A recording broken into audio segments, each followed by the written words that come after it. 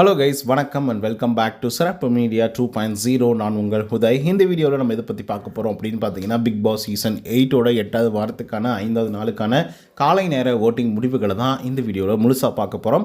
So இந்த வீடியோக்கு போகிறதுக்கு முன்னாடி நம்மளோட சேனலை சப்ஸ்கிரைப் பண்ணாதவங்க சப்ஸ்கிரைப் பண்ணிச்சுக்கோங்க. பக்கத்தில் ஒரு பெல் ஐக்கான் இருக்கும், அதையும் ப்ரெஸ் பண்ணி ஆலில் போட்டுக்கோங்க. அப்போ தான் நாங்கள் அப்டேட் பண்ணுற ஒவ்வொரு வருஷமும் ஒரு நோட்டிஃபிகேஷன் வந்து சேரும்.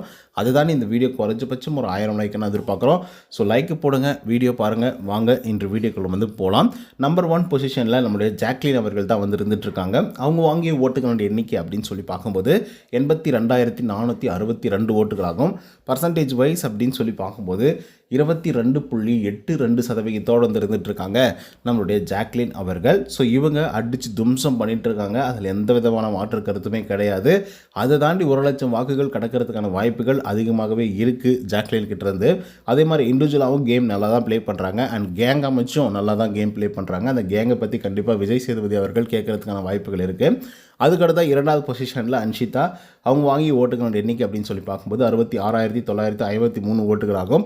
பர்சன்டேஜ் வைஸ் அப்படின்னு சொல்லி பார்க்கும்போது 18.52% வந்து இருந்துகிட்ருக்காங்க நம்மளுடைய அன்ஷிதா அவர்கள். இந்த வாரத்தோட ரியல் வின்னர் யாரா அப்படின்னு சொல்லி கேட்டிங்கன்னா கண்டிப்பாக அன்ஷிதாவோட பேர் தான் வந்து சொல்லி ஆகணும்.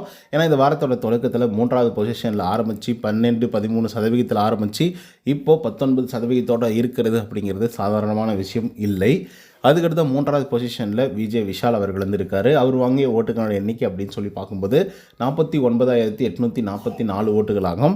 பர்சன்டேஜ் வைஸ் அப்படின்னு சொல்லி பார்க்கும்போது 13.79% வந்து இருந்துகிட்ருக்காங்க நம்மளுடைய விஜய் விஷால் அவர்கள். ஸோ விஜய் விஷாலை பொறுத்தவரையிலும் நல்ல ஒரு பிளேயர் தான், என்டர்டெய்னிங் எல்லாமே நல்லா தான் பண்ணிகிட்ருக்காரு.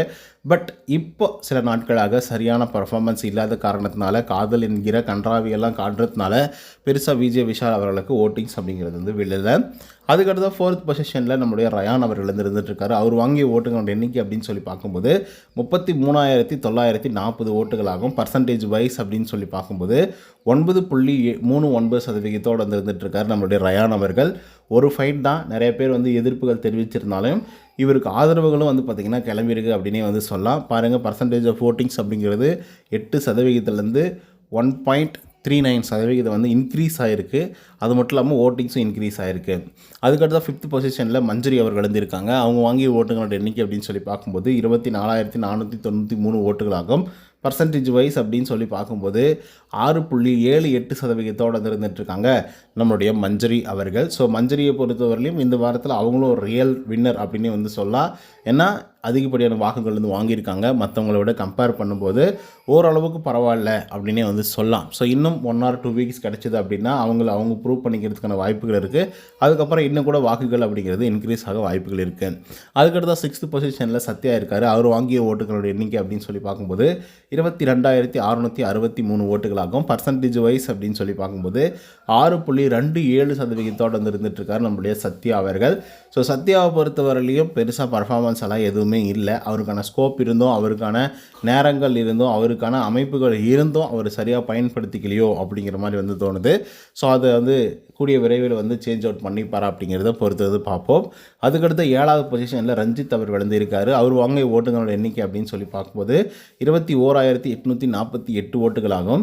பர்சன்டேஜ் வைஸ் அப்படின்னு சொல்லி பார்க்கும்போது 6.05% வந்து இருந்துகிட்ருக்காரு நம்மளுடைய ரஞ்சித் அவர்கள். சொல்லப்போனால் ரஞ்சித் அவர்களும் இப்போதைக்கு வந்து டான்சர் ஜோனில் வந்துட்டார் அப்படின்னே வந்து சொல்லலாம். என்ன ஒரே ஒரு ப்ளஸ் அப்படின்னா, சாச்சனா அவர்கள் கடைசி பொசிஷனில் இருக்கிறதுனால ரஞ்சித் அவர்கள் வந்து சேவாக்கப்படுவார்.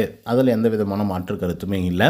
அதுக்கடுத்து 8வது பொசிஷனில் சிவகுமார் அவர்கள் வந்து இருந்துகிட்ருக்காரு. அவர் வாங்கிய ஓட்டுகளோட எண்ணிக்கை அப்படின்னு சொல்லி பார்க்கும்போது 21,512 ஓட்டுகளாகும். பர்சன்டேஜ் வைஸ் அப்படின்னு சொல்லி பார்க்கும்போது 5.95% வந்து இருந்துகிட்ருக்காரு நம்மளுடைய சிவகுமார் அவர்கள். சிவகுமார் என்னென்னமோ பர்ஃபார்மன்ஸ் எல்லாம் பண்ணார், ஆனால் ஒன்றுத்துக்கும் உதவலை அப்படின்னு தான் வந்து சொல்லணும். ஒரே ஒரு ஃபைட்டு தான் மஞ்சரிக்கு எடுத்தாப்புல உடனே வாக்குகள் அப்படிங்கிறது வந்து இன்க்ரீஸ் ஆகிருக்கு. சொல்லப்போனால் ரஞ்சித் அவர்களுக்கே டஃப் கொடுக்குற அளவுக்கு வாக்குகள் இன்க்ரீஸ் ஆகிருக்கு. ஸோ இதை பற்றி கொஞ்சம் லேட்டராக வந்து டிஸ்கஸ் பண்ணலாம். அதுக்கடுத்து 9வது பொசிஷனில் ஆனந்தி அவர்கள் வந்துருக்காங்க. அவங்க வாங்கிய ஓட்டுக்கான எண்ணிக்கை அப்படின்னு சொல்லி பார்க்கும்போது 20,401 ஓட்டுகளாகும். பர்சன்டேஜ் வைஸ் அப்படின்னு சொல்லி பார்க்கும்போது 5.64% வந்து இருந்துகிட்ருக்காங்க நம்மளுடைய ஆர்ஜே ஆனந்தி அவர்கள்.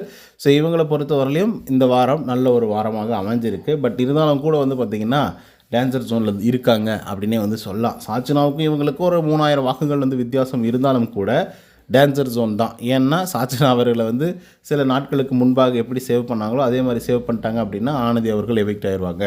அதுக்கடுத்து தான் 10வது பொசிஷனில் சாச்சனா அவங்க வாங்கி ஓட்டுகளோட எண்ணிக்கை 17,305 ஓட்டுகளாகும். பர்சன்டேஜ் வைஸ் அப்படின்னு சொல்லி பார்க்கும்போது கிட்டத்தட்ட 4.79% இருந்துகிட்ருக்காங்க நம்முடைய சாச்சனா அவர்கள். ஸோ சாச்சனாவை பொறுத்தவரையிலும் ரொம்ப குறைவான வாக்குகள் வாங்கியிருக்காங்க. மற்றவங்களை விட கம்பேர் பண்ணும்போது ஒரு 100 வாக்குகள் 200 வாக்குகள் இல்லை அதிகபட்சமாக ஒரு 500 வாக்குகள் வித்தியாசத்தோடு இருந்தால் கூட சாச்சனாவை சேவ் பண்ணிவிட்டு மற்ற ஆட்களை யாராவது வந்து எவிக்ட் பண்ணி வெளியே அனுப்பிச்சிருந்துருப்பாங்க. பட் அதுக்கு வந்து பார்த்திங்கன்னா இவங்க வந்து ஸ்கோப்பே கொடுக்கல. ஏன்னா கிட்டத்தட்ட ஒரு 3000 வாக்குகள் வந்து வித்தியாசத்தோடு வந்து இருந்துகிட்ருக்காங்க 9வது பொசிஷனுக்கோ 10வது பொசிஷனுக்கோ. ஸோ அதனால் சாச்சனம்மா மகாதேவி இருக்காங்களே அவங்க தான் எவிக்ட் ஆகி வெளியே போகிறதுக்கான வாய்ப்புகள் 99.9% வந்து இருக்குது. ஸோ இவ்வளோ தூரம் வந்து சாச்சனா அவர்கள் இருந்ததே பெரிய விஷயமாக தான் வந்து கருதப்படுகிறது. ஏன்னா ஆரம்ப காலகட்டத்தில் வரும்போது சாச்சனா அவர்களை பார்த்து நிறைய பேர் வந்து வியந்தாங்க அப்படின்னு வந்து சொல்லலாம். அதில் குறிப்பாக வந்து ரவீந்திரன் அவர்கள் அவர் ஒன் ஆஃப் த ரிவ்யூவர் அப்படிங்கிறதுனால Sachana one of the best contestant, very ஸ்ட்ராங்கான கண்டஸ்டன்ட் அப்படின்னு சொன்ன உடனே எல்லாரும் வந்து அதை ஏற்றுக்கிட்டாங்க. அதே மாதிரி தான் அந்த பொண்ணும் ரொம்ப மெச்சூர்டாக வந்து ஆரம்ப காலகட்டத்தில் வந்து நடைபெற்றது. அதுக்கப்புறம் 24 மணி நேரத்தில் ஒரு எவிக்ஷனை வாங்கிட்டு வெளியே போயிட்டு அதுக்கப்புறம் மறுபடியும் ஒரு 3-4 டேஸ் கழித்து உள்ளே வந்து அதுக்கப்புறம் கிரிஞ்சு மேக்ஸாக வந்து மாறிட்டாங்க சாச்சனா அவர்கள். மக்களெல்லாம் பயங்கர சப்போர்ட்டிவாக இருந்தாங்க. பாவம் அந்த பொண்ணு ரொம்ப சின்ன பொண்ணு, அந்த சின்ன பொண்ணை போய் இப்படி பண்ணிட்டீங்களேடா, 24 மணி நேரத்தில் எவிக்ட் பண்ணி வெளியே அனுப்பிச்சிட்டிங்களேடா அப்படின்னு சொல்லி பயங்கர சிம்பத்தி அந்த பொண்ணு மேலே வந்து கிரியேட் ஆச்சு.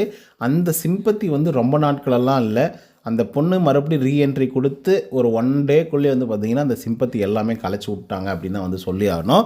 அந்த சிம்பத்தியை சரியாக மெயின்டைன் பண்ணியிருந்தா ஒரு வேளை இந்த பொண்ணு வாயை அடக்கிட்டு நாக்கு அடக்கிட்டு அமைதியாக இருந்திருந்தாங்க அப்படின்னா அந்த சிம்பத்தி எப்பயுமே சாச்சனா மேலே வந்து இருந்திருக்கும். அப்பப்போ கவுண்டர் போட்டுட்டு அப்பப்போ சின்ன விளையாட்டை விளையாடிக்கிட்டு அப்பப்போ சின்ன சண்டைகளை மட்டுமே போட்டுட்டு கொஞ்சம் சென்சிபிளாக நடந்திருந்தாங்க அப்படின்னா அந்த மக்களுடைய சிம்பத்தி வந்து அப்படியே ஓட்டாக கன்வெர்ட் ஆகிருந்திருக்கும் சாச்சனா அவர்களுக்கு.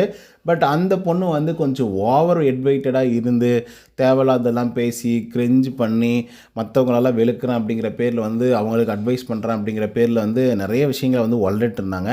அதெல்லாம் வந்து பார்க்கும்போது என்ன இந்த பொண்ணு ரொம்ப மோசமாக பேசிகிட்டு இருக்கு, ஓவர் ஆட்டிடியூடாக இருக்கே அப்படிங்கிற மாதிரி பார்த்துட்டு மக்களுடைய சிம்பத்தியும் குறைஞ்சி போச்சு, வாக்குகளும் சாச்சனாவுக்கு போடுறத வந்து குறைச்சிட்டாங்க. ஸோ அதனால் சாச்சனா அவர்கள் அங்கே தான் வந்து பார்த்திங்கன்னா பயங்கர வீழ்ச்சியை வந்து கண்டாங்க அப்படின்னு வந்து சொல்லலாம். அண்ட் சிவகுமாரை பற்றி நான் சொல்லணும்னு நினச்சேன். நேற்றுக்கு வந்து பார்த்திங்கன்னா மஞ்சரி கிட்ட சிவகுமார் அவர்கள் ஒரு ஃபைட் எடுத்தாப்பில். ஸோ மஞ்சரி ஒன்றும் இல்லை, அந்த டால் ஹவுஸ்குள்ளே போகும்போது சிவகுமார் அவர்களுடைய ஹுட்டி இருக்குல்ல, அதாவது டிஷர்ட் அதை பிடிச்சி இழுக்கும்போது அவருக்கு வந்து கழுத்து நெரிக்குது அந்த டிஷர்ட்டு. ரொம்ப நேரம்லாம் இல்லை, ஒரு 5 செகண்ட்ஸ் ஒரு 10 செகண்ட்ஸ்குள்ளே தான், ஓகேங்களா. பட் அந்த இடத்துல சிவகுமார் அவர்கள் வந்து பிடிச்சி கத்திருக்கலாம், இந்த மாதிரிலாம் இழுக்கக்கூடாது அப்படின்னு சொல்லிச்சு. இல்லை நீங்கள் ஏன் வந்து டிஷர்ட்டை பிடிக்கிறீங்க, ட்ரெஸ் மேலே ஏன் கையை வைக்கிறீங்க அப்படிங்கிற மாதிரி சொல்லியிருந்துருக்கலாம். பட் அதுக்கப்புறம் வந்து நம்மளுடைய மஞ்சரி அவர்கள் போய் பவித்ரா கிட்ட சண்டை போட்டு அதுக்கப்புறம் வந்து பார்த்திங்க அப்படின்னா சிவகுமார் வந்து அதை கேட்டு பெரிய அளவில் சண்டைகள் போட்டு இவ்வளோ தூரம் எக்ஸ்பிரஸ் பண்ணி இவ்வளோ தூரம் சண்டை போட வேண்டிய அவசியமே இல்லை. அதை பார்க்கும்போதே வந்து வேணுத்துக்குன்னே சண்டை போடுற மாதிரி தான் வந்து இருந்ததுன்னு வச்சுக்கோங்களேன். பட் எண்ட் ஆஃப் தி டே அவரோட ஃபீலிங் வந்து அவருக்கு தான். பட் நமக்கு பார்க்கும்போது வேணுத்துக்குன்னு சண்டை போட்ட மாதிரி தான் வந்துருக்குது. மஞ்சரிக்கு ஒன்றுமே புரியல. ப்ரோ எனக்கு வந்து தெரியாது, தெரிஞ்சிருந்தால் நான் சாரி கூட கேட்டிருப்பேன், அதை பற்றி எனக்கு கவலையே இல்லை, ஆனால் தெரியாத ஒன்றுத்துக்கு வந்து நான் எப்படி சாரி கேட்குறது அப்படின்னு சொல்லி கேட்டுட்டு இருந்தாங்க. ஸோ இந்த ஒரு பிரச்சனை வந்து பார்த்திங்க அப்படின்னா சிவகுமார் அவர்களுக்கு ஒரு பூமப்பாக அமைஞ்சிருக்கு. அது நெகட்டிவோ பாசிட்டிவோ சிவகுமார் பண்ணது. பட் எண்ட் ஆஃப் தி டே இந்த பையனை சண்டை போடுறான்பா, இவனும் வந்து கொஞ்சம் சுவாரஸ்யப்படுத்துவான் கேமை அப்படின்னு சொல்லி பார்க்குறவங்க நிறைய பேர். இப்போ நீங்கள் வந்து ஒரு நார்மலான ஆடியன்ஸாக இருக்கீங்க அப்படின்னா நான் வந்து முத்துக்குமரனுக்கு வந்து சப்போர்ட் பண்ணுவேன், நான் வந்து விஜய் விஷாலுக்கு சப்போர்ட் பண்ணுவேன், நான் ஜாக்லினுக்கு சப்போர்ட் பண்ணுவேன், சௌந்தர்யாவுக்கு சப்போர்ட் பண்ணுவேன் அப்படின்னு சொல்லிட்டு நீங்கள் வேணால் பிரித்து வச்சுக்கலாம். பட் கேமிங்காக பார்க்கும்போது இந்த ஆட்கள்லாம் உள்ளே இருந்தால் இன்னும் நல்லாயிருக்கும் அப்படின்னு சொல்லிட்டு மக்கள் வந்து விரும்புவாங்க. ஏன்னா அவங்களுக்கு சுவாரஸ்யம் வேணும், டெய்லி சண்டையை பார்க்கணும், டெய்லி ஏதாவது ஒரு என்டர்டெயின்மெண்ட் இருக்கணும் அப்படின்றதுக்காக அவங்களுக்கு வந்து ஓட்டு போட ட்ரை பண்ணுவாங்க. அப்படி ஓட்டு போடுறதுனால தான் எப்போ பார்த்தாலும் யாராவது எதானா ஒரு விஷயம் கிடைக்குமா, சண்டைகளில் வந்து நம்ம புகுந்து விளையாடலாமா, அப்படி சண்டைகள் போட்டுட்டோம் அப்படின்னாக்கா நமக்கு வந்து வாக்குகள் கிடைச்சிருமா அப்படின்றதுக்காக அவங்களுடைய வாய்ஸ் அவுட்கான நேரத்தை நோக்கி வந்து இருந்துகிட்ருப்பாங்க. அந்த மாதிரி தான் சிவகுமார் அவர்களும் வந்து இருந்துகிட்டு இருந்தாங்க.